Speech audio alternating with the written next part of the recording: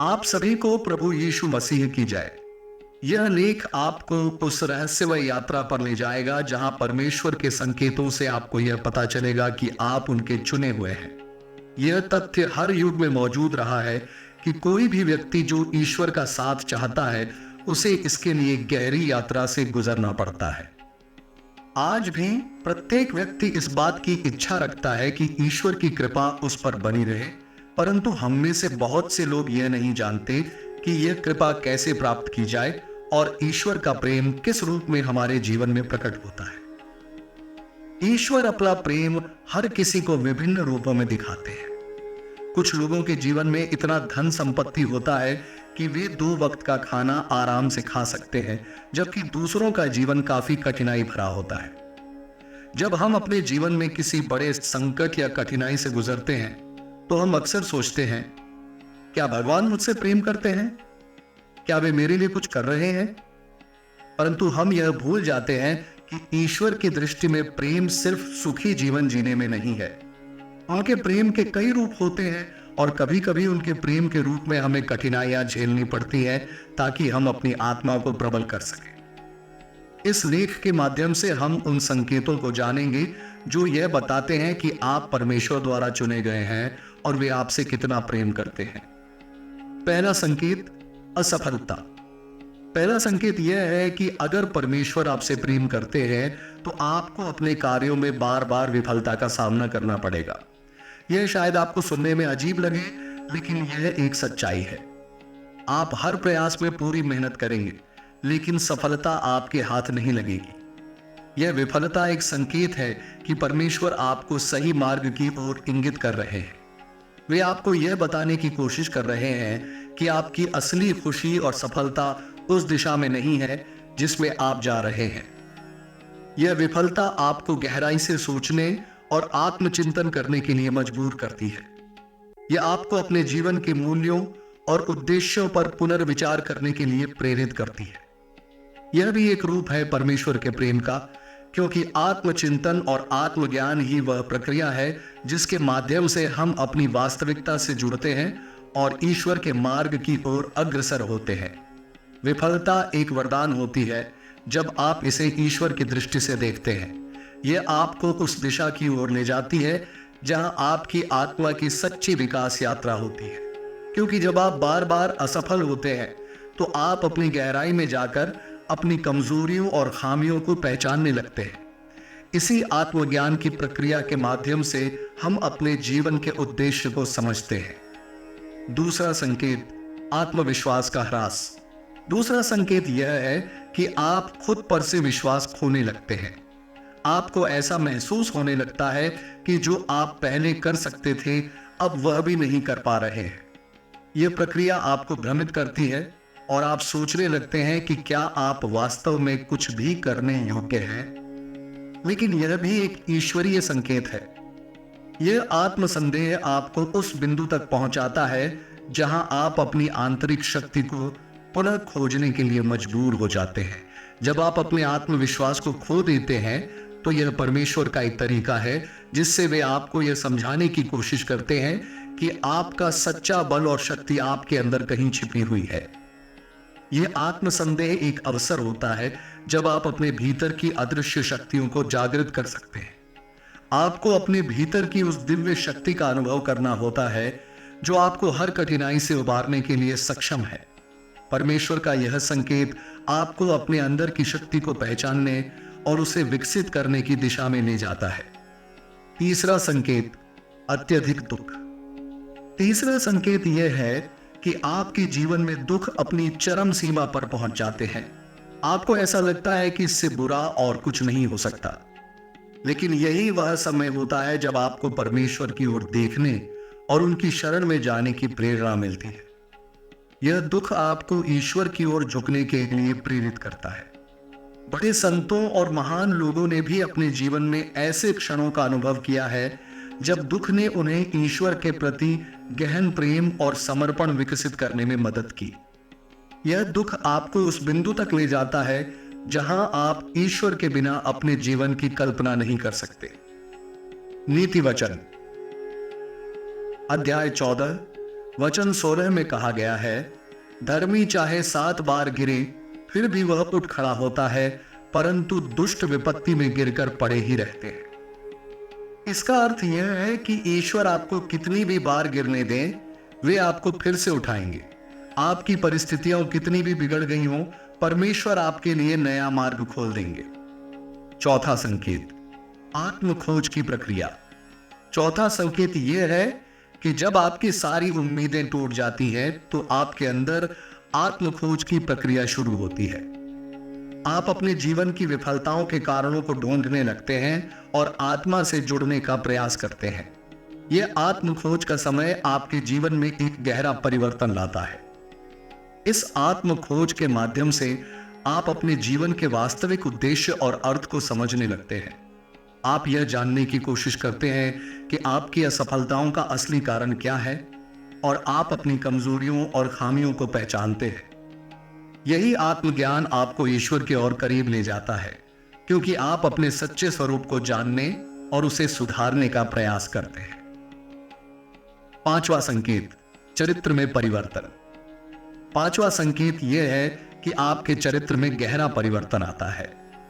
जब आप आत्म खोज की प्रक्रिया से गुजरते हैं, तो आप अपनी खामियों को समझने लगते हैं। इससे आप अधिक शांत, धैर्यवान और गहराई से सोचने वाले व्यक्ति बन जाते हैं। ईश्वर के मार्ग पर चलने से हमारे अंदर सकारात्मक परिवर्तन आते हैं। यह परिवर्तन न केवल हमारे व्यक्तिगत जीवन को प्रभावित करता है, बल्कि हमारे आसपास के लोगों के साथ भी हमारे संबंधों को सुधारता है।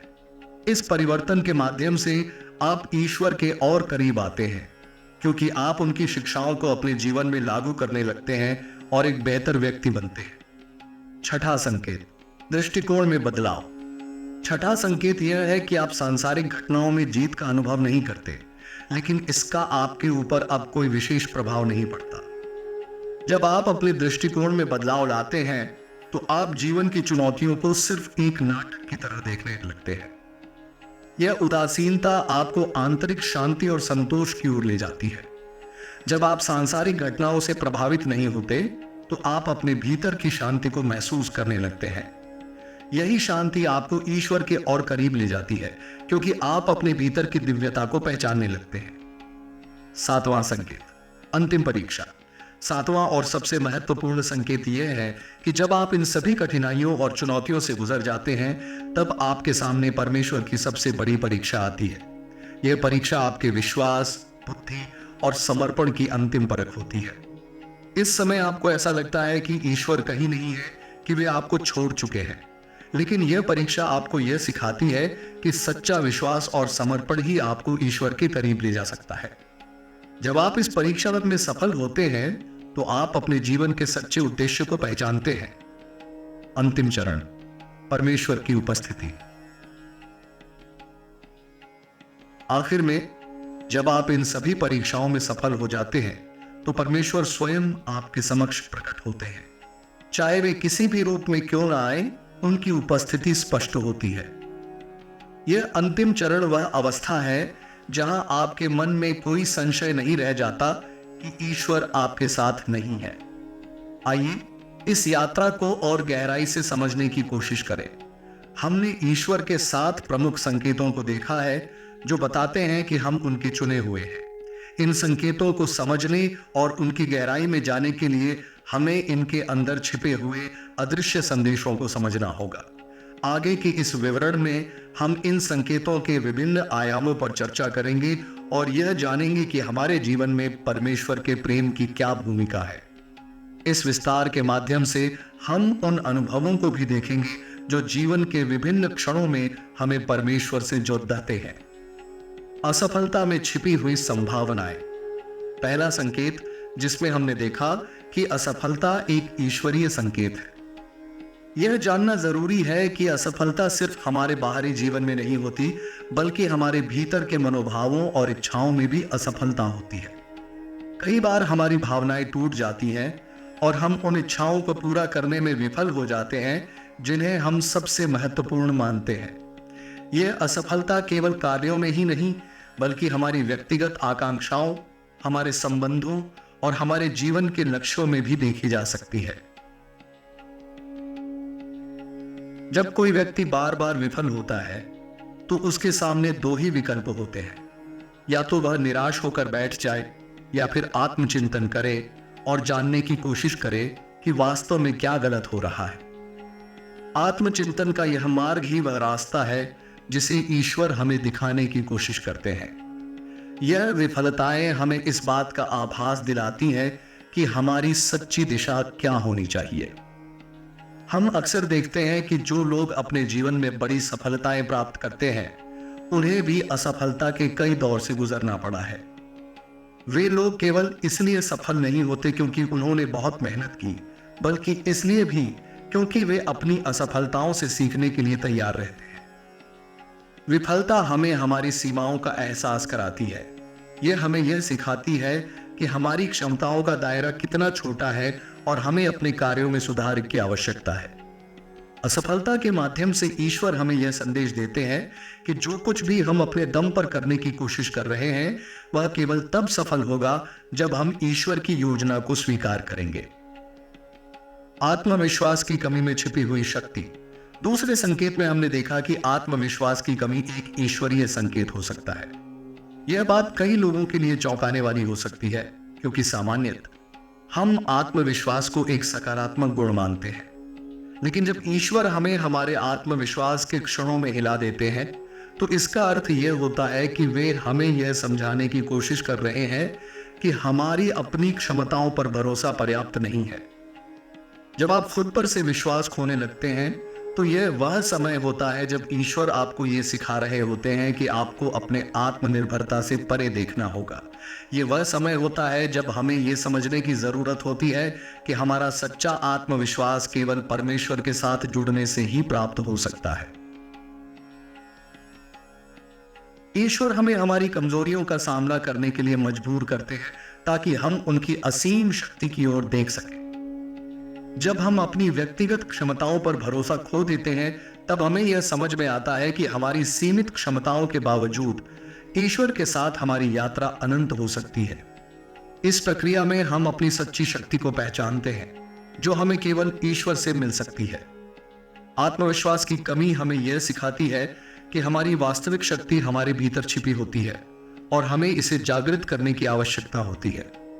यह ईश्वर का एक रूप है जो हमें हमारी सीमाओं से ऊपर उठने की क्षमता प्रदान करता है। दुख के चरम में छिपी हुई आस्था। तीसरे संकेत में हमने जीवन के चरम दुखों की बात की थी। यह दुख हमारे जीवन के उस बिंदु पर आता है जब हमें लगता है कि हम अब और अधिक सहन नहीं कर सकते। इस समय हमें अक्सर ईश्वर की उपस्थिति सबसे अधिक महसूस होती है। दुख हमें यह सिखाता है कि संसार में हर चीज अस्थायी है और केवल ईश्वर ही हमारी स्थायी शरण हो सकते हैं। जब हमारा जीवन अपने सबसे बुरे दौर से गुजरता है तो यह हमें आत्मसमर्पण के लिए प्रेरित करता है। इस आत्मसमर्पण के माध्यम से हम अपने जीवन में परमेश्वर की योजना को स्वीकार करना सीखते हैं। ध्यान देने वाली बात यह है कि हमारे जीवन में सबसे बड़े दुख ही हमें परमेश्वर के सबसे करीब लाते हैं।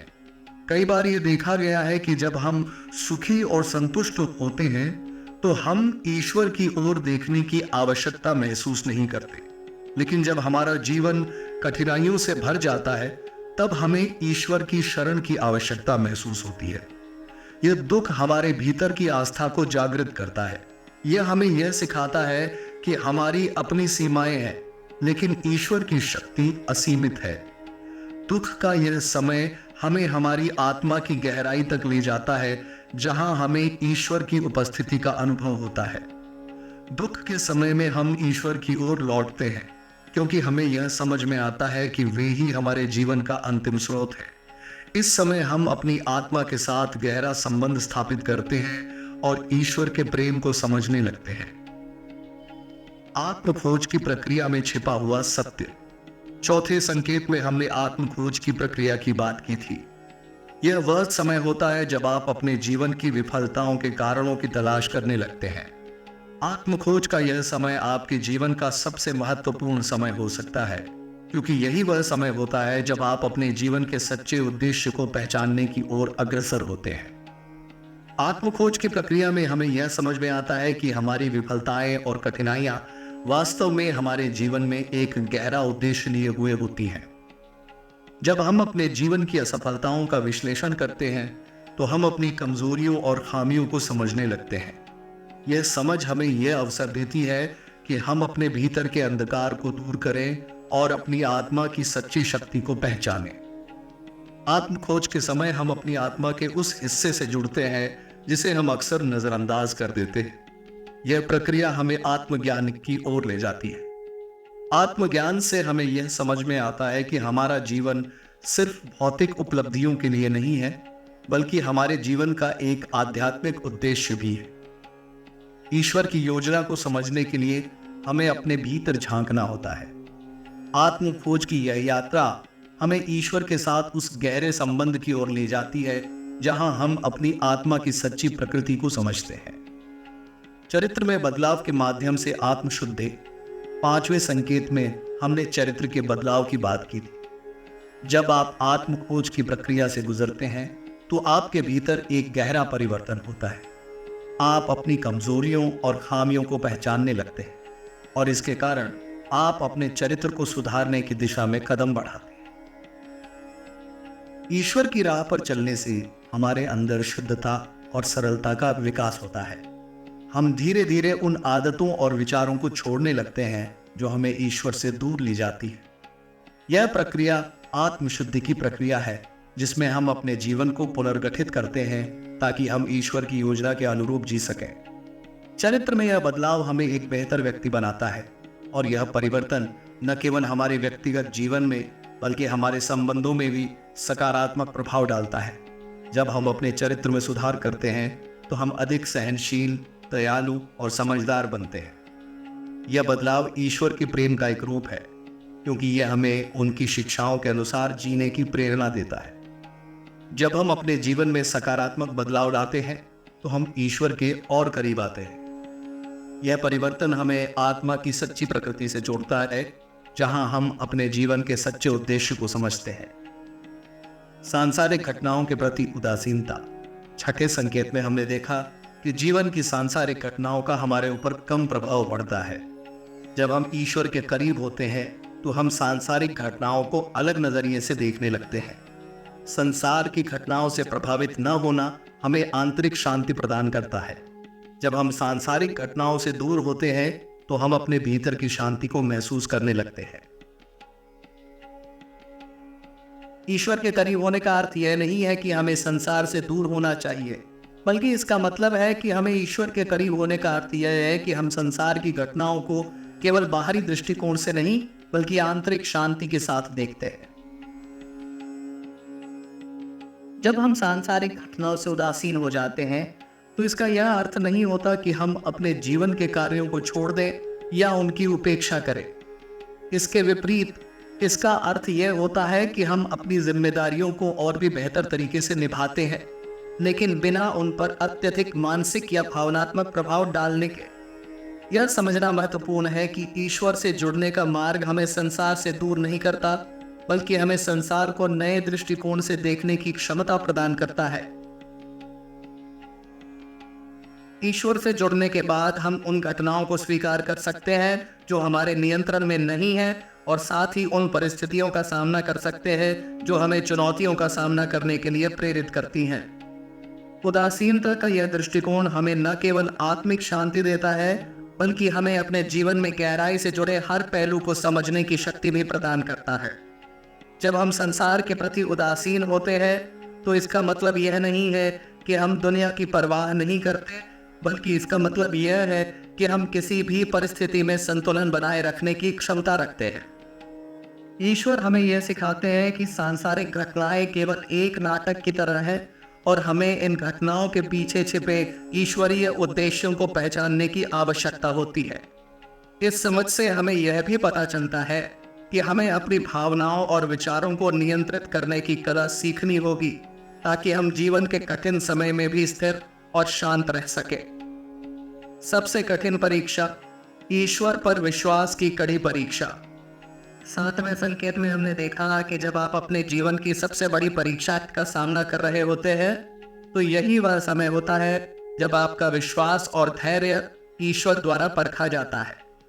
यह परीक्षा आपकी आस्था की गहराई को मापती है और आपके समर्पण को जांचती है। जीवन में कुछ ऐसे क्षण आते हैं जब ऐसा लगता है कि सब कुछ विफल हो रहा है और आपको लगता है कि ईश्वर ने आपको छोड़ दिया है। यह परीक्षा का वह समय होता है जब हमें अपने विश्वास को और मजबूत करना होता है।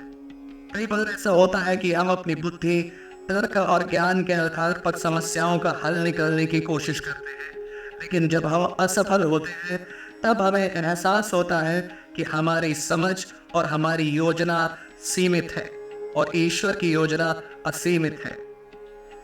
ईश्वर हमारी आस्था की परीक्षा इसलिए लेते हैं ताकि हमें यह सिखा सके कि सच्चा विश्वास केवल उस समय में फलता फूलता है जब हम अपने सारे अहंकार और व्यक्तिगत इच्छाओं को छोड़ देते हैं। यह वह समय होता है जब हमें पूरी तरह से आत्मसमर्पण करना होता है। आत्मसमर्पण का यह मार्ग हमें दिखाता है कि ईश्वर के प्रति संपूर्ण विश्वास ही हमारे जीवन को स्थिरता और आंतरिक शांति प्रदान कर सकता है। आत्मसमर्पण का महत्व। जब हम जीवन की इस कठिन परीक्षा में पढ़ते हैं तब ईश्वर हमें यह सिखाते हैं कि सच्ची शांति और संतोष तब मिलता है जब हम अपनी इच्छाओं और अपेक्षाओं को ईश्वर के चरणों में समर्पित कर देते हैं। आत्मसमर्पण का अर्थ यह नहीं है कि हम हार मान लेते हैं, बल्कि इसका अर्थ यह है कि हम यह स्वीकार कर लेते हैं कि हमारी सीमाओं से परे भी एक उच्च शक्ति काम कर रही है और वह शक्ति हमें उस दिशा में ले जा रही है जहां हमारा सच्चा उद्देश्य पूरा हो सकता है। यह आत्मसमर्पण का क्षण सबसे कठिन होता है क्योंकि हमें अपनी मानवीय इच्छाओं, संदेहों और डर को छोड़ना पड़ता है। लेकिन जब हम इस स्थिति में होते हैं तब हमें यह समझ में आता है कि ईश्वर के साथ जुड़ना एकमात्र मार्ग है जिससे हम अपनी आत्मा की शांति प्राप्त कर सकते हैं। आत्मसमर्पण का यह मार्ग हमें एक नई दिशा में ले जाता है जहां हम अपनी सोच और अपनी धारणाओं से परे जाकर ईश्वर के उद्देश्यों को समझने की कोशिश करते हैं। जब हम आत्मसमर्पण करते हैं तो हमें यह एहसास होता है कि हमारे जीवन की सारी परेशानियां और कठिनाइयां वास्तव में हमारे आत्मिक विकास के लिए है। ईश्वर हमें इस परीक्षा से गुजरने देते हैं ताकि हम यह जान सके कि हम केवल भौतिक सुखों और सफलताओं पर निर्भर नहीं रह सकते, बल्कि हमें अपनी आत्मा की सच्ची आवश्यकताओं को भी पहचानना होगा। ईश्वर के सामने आत्मसमर्पण का मार्ग। आत्मसमर्पण का यह मार्ग हमें ईश्वर के और करीब ले जाता है। जब हम अपने जीवन की सभी कठिनाइयों को ईश्वर के हाथों में सौंप देते हैं तब हमें यह एहसास होता है कि हमारे सभी निर्णय और हमारी सभी योजनाएं केवल हमारे अपने सोच की उपज थी, लेकिन ईश्वर की योजना हमेशा हमारी योजना से बेहतर होती है क्योंकि ईश्वर हमारे भूत, वर्तमान और भविष्य को एक साथ देख सकते हैं। इसलिए आत्मसमर्पण का मार्ग हमें यह सिखाता है कि हमें अपने जीवन के हर पहलू को ईश्वर की ओर समर्पित कर देना चाहिए। यह समर्पण हमें ईश्वर की इच्छा के अनुसार चलने की शक्ति प्रदान करता है और हमारे जीवन के सभी फैसलों को सही दिशा में मोड़ता है। ईश्वर की इच्छा को स्वीकार करना हमें अपने जीवन के उद्देश्य को पहचानने में मदद करता है। जब हम ईश्वर के समर्पण में रहते हैं तब हमें जीवन के उन रहस्यों का पता चलता है जिन्हें हम पहले कभी समझ नहीं पाए थे। यह ईश्वर का प्रेम और उनकी दया का प्रतीक होता है कि वे हमें इस आत्मसमर्पण की प्रक्रिया में धैर्यपूर्वक मार्गदर्शन करते हैं।